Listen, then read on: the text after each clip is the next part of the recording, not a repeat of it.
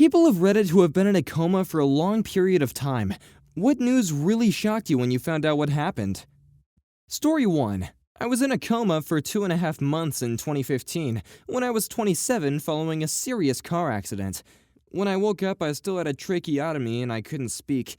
I don't remember a damn thing from the time I was in a coma, but what blew my mind is when I woke up, my new boyfriend at that time was standing there with his parents and were chatting to each other like they knew each other.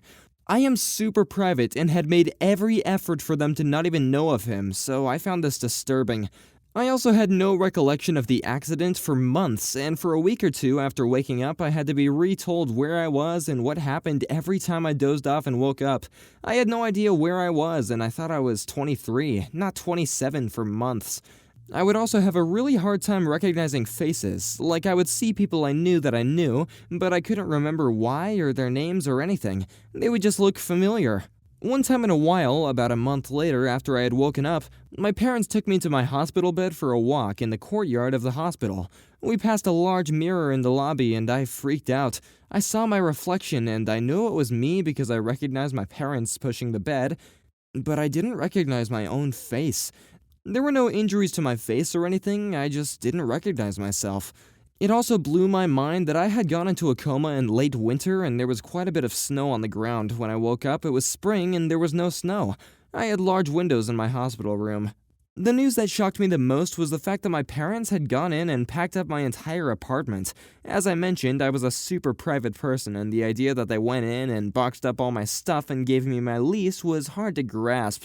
Obviously, it made sense, but I was troubled by it. Open to questions. Story 2. Do 3 weeks count as a long time? I was in a motorcycle accident and was out for 3 weeks. Woke up as the person I am today. Not really as the person before, though, although I have a few of his memories. I found out that my hippocampus was damaged, so that accounted for the memory loss. I woke up remembering a lot of school stuff and things I didn't read before, but I had a very hard time remembering/knowing people. Didn't totally recognize my dad and had no idea who my mom was. I was apparently dating a really pretty girl, but I have no idea who she was, no memory of her.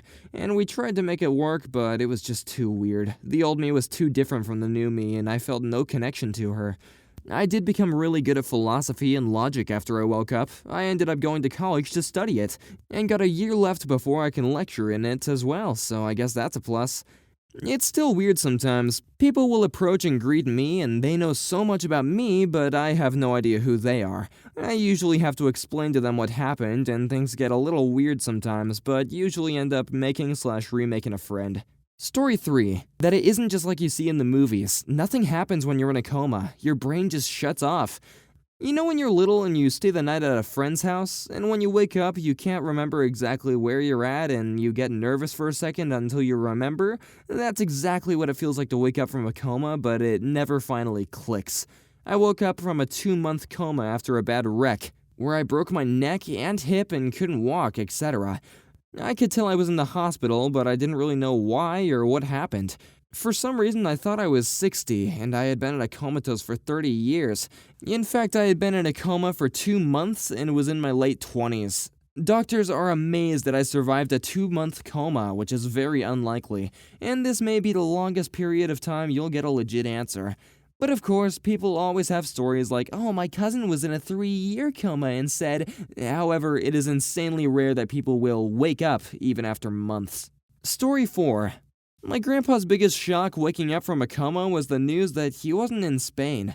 He was hit by a car near his house, England, and a lot of the nurses in the ITU were Spanish, and he caught their accents and thinks that they sometimes spoke to each other in Spanish. They aren't meant to, we don't care. He had excellent care. And maybe when he started opening his eyes briefly, he saw the skin tone. He couldn't understand how he had gotten to Spain. When he was coming around, he was getting distressed, and we kept on telling him he was okay, and he was in the hospital, and the tube was helping him breathe. We forgot to share the news that you have not left the country. He was also shocked to find his feet hadn't been amputated, and his feet and ankles weren't injured, the only bit of him which wasn't. But somehow in the coma, he thought they were, and when fully conscious, he was shocked at the football results. Story 5. When I was a kid, I was messing around in our house that was under construction. I fell through the open floor to a floor below. My brother saw me land on my head and called 911. I woke up the next day watching TV and eating Teddy Grahams in the hospital. Then I don't remember anything until a few days later when I was at home. My parents said that I was never unconscious because I was complaining the entire time, and I was able to eat and use the restroom on my own, but I don't remember a thing. I'm colorblind and I have a hard time seeing green. It comes across as gray, blue, or brown most of the time. Yellow and purple are also very hard for me. I didn't actually realize I was colorblind for a few years. I also found that the type that I have could be caused by a head injury. Story 6. I don't know if 6 months counts as a long time in this context, but that's about how long I was in the coma. The most shocking thing, naturally, was being told of the date. The last date I remembered was sometime in September, and I was told it was March of the following year. I was in denial of this for several months, to the point of refusing to believe it was my birthday in the spring and insisting it must be Halloween, the only feasible holiday I can think of for roughly around the time I had been awake based on the last date I knew. So my family had to tell me the cake that they bought me was to celebrate Halloween instead of my birthday, otherwise I would freak out on them.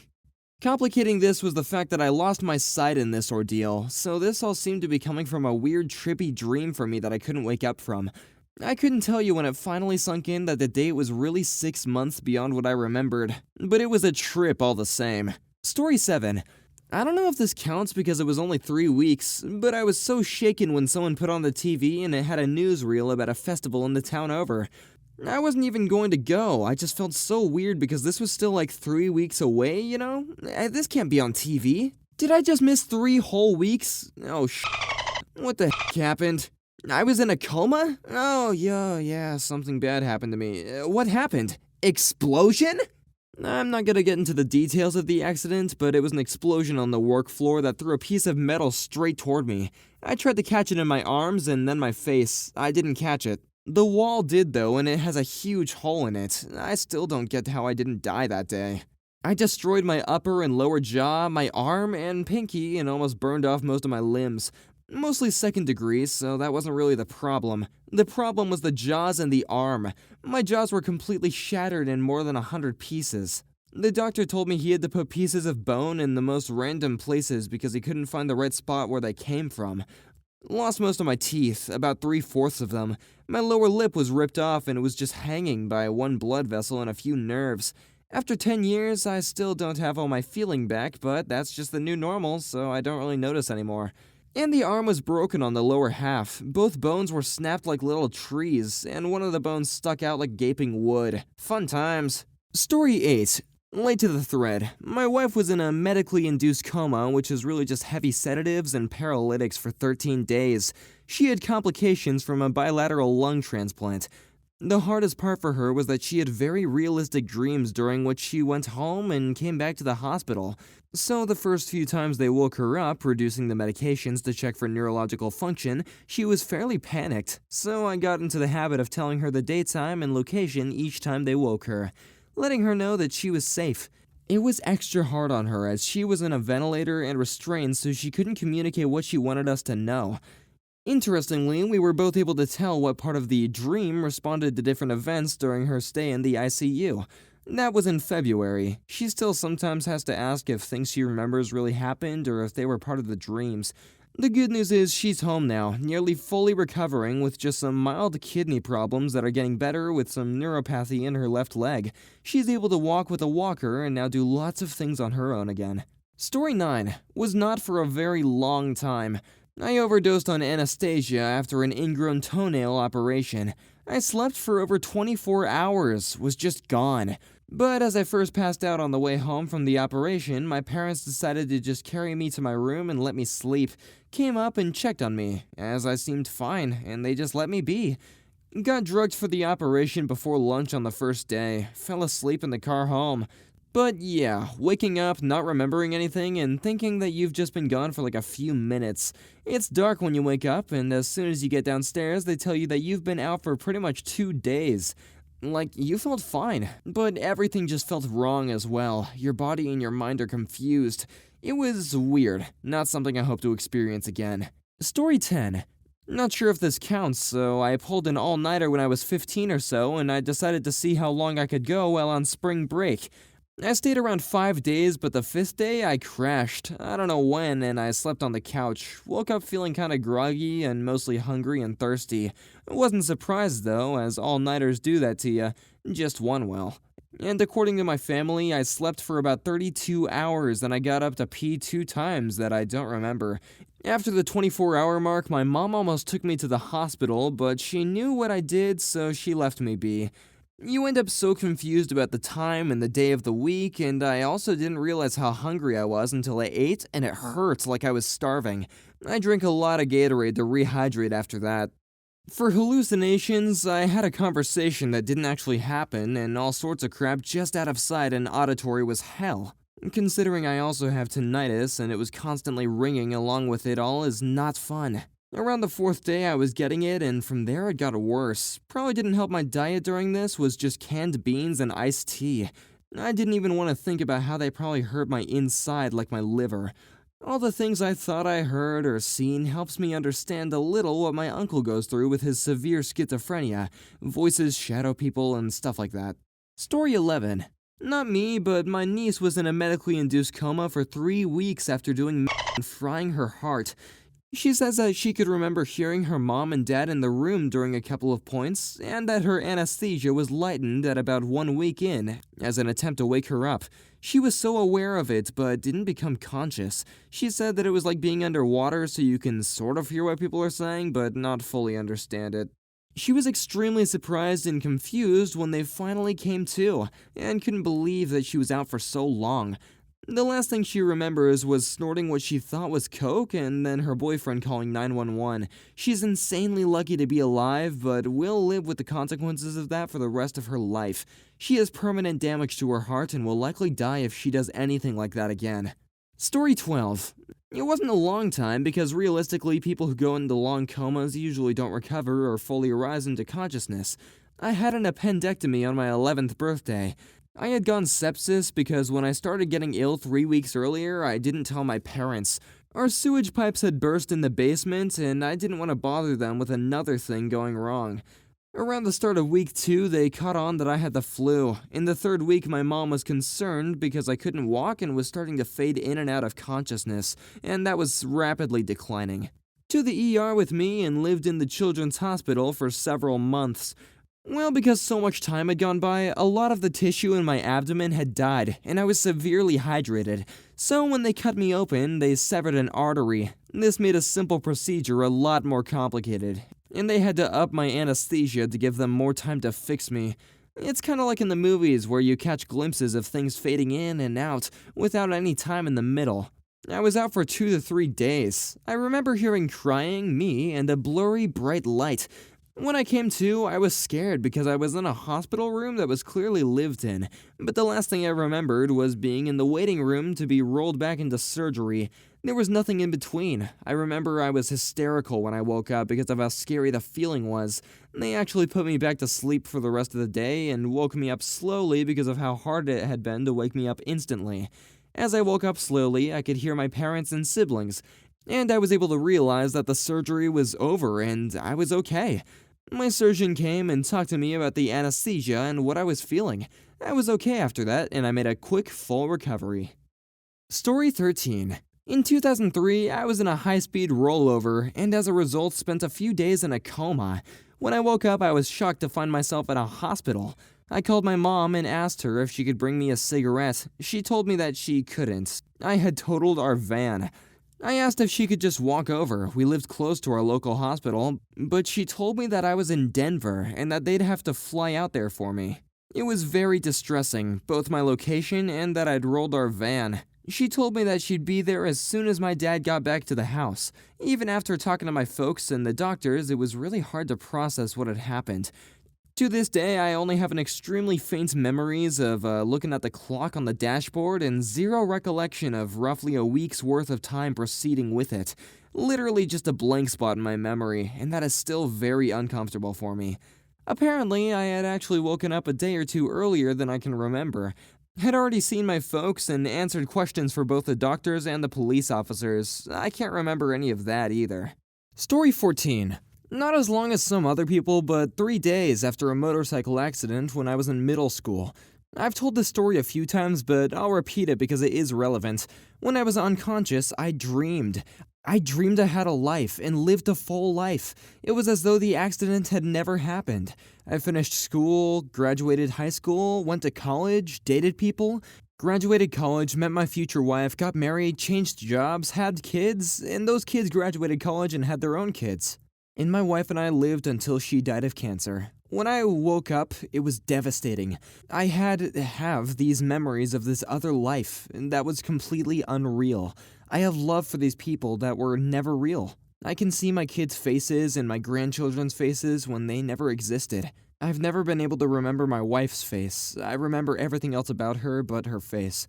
I'll have dreams or memories of this other life. Even today, 17 years later, I recall with perfect clarity this other life, nearly every single detail, and they haunt me. And they're never altered, or should I say, until relatively recently, they were never changed. I met my current girlfriend a couple of years ago, but we started only dating about 6 months ago. A few months ago, my dream changed, but only slightly. I could see my wife's face, and they are my current girlfriend's face. Nothing else has changed, but it's her. I cannot explain it. Nothing else has changed. The person in my dream has always been her. I sound like a crazy person, but that is the truth as I know it. Story 15. Back in October, I was in a coma for a week, then out for being woken up sporadically for the next few weeks to prevent brain damage. There's a little bit of brain damage, but not as bad as it would have been if I had been in the coma for the whole month. I was also in and out of surgery in those few weeks, and they had me doped up on fentanyl. My abdomen was basically just left open at this time, so I couldn't tell you if it was actually coma-related or if it was due to anything else. But here's what I experienced. I thought I was a dead bird being frozen to the ground. When the freezing process was done, my consciousness would be set free. I thought I was a dead fish defrosting in a stream, and I thought the people talking around me wanted to eat me. I thought that I was 200 miles north of where I was. I think this is from being woken up and one of the doctors had Taos on his jacket, despite us all being in Albuquerque. I could not ascertain why I would be in Taos. I thought that I had gotten in an argument with my fiancé, drove south to pick up my truck, and then head north. I haven't had that truck in 10 years, but used it when I was driving to Taos for work, so it made sense. I thought I had been in a very bad car accident, instead of becoming septic after getting my small bowel nicked during my tubal ligation. I hallucinated a lot. I thought I was in 9 different rooms, ranging from an animal hospital to a hotel to a cruise ship to a hotel. I thought I had taken my fiancé and daughter on a vacation to the beach. What I could not believe was how little time had passed. I thought it was a year that went, not a month, and I'm still having trouble remembering how old I am. Story 16. My brother was in a bad car wreck when he was 21. Thank God that idiot only hit a tree, and he was only out for roughly 3 weeks. If you like weird stories about a recovering mind, this one is for you. When he woke up, he was angry.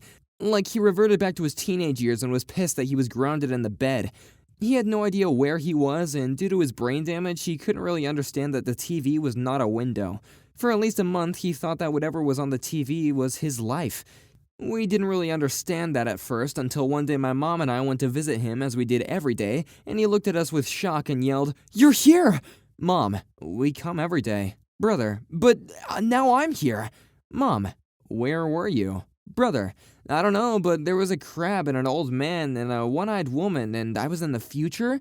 Mom was visibly confused, and I went into his room, and sure enough, Futurama was on the TV. Another fun day was when he was a little further into his recovery, and we would call him to let him know that we were coming to see him and try and treat him normally again. Mom, hey brother, we're coming to visit with an aunt, uncle, and a new baby cousin.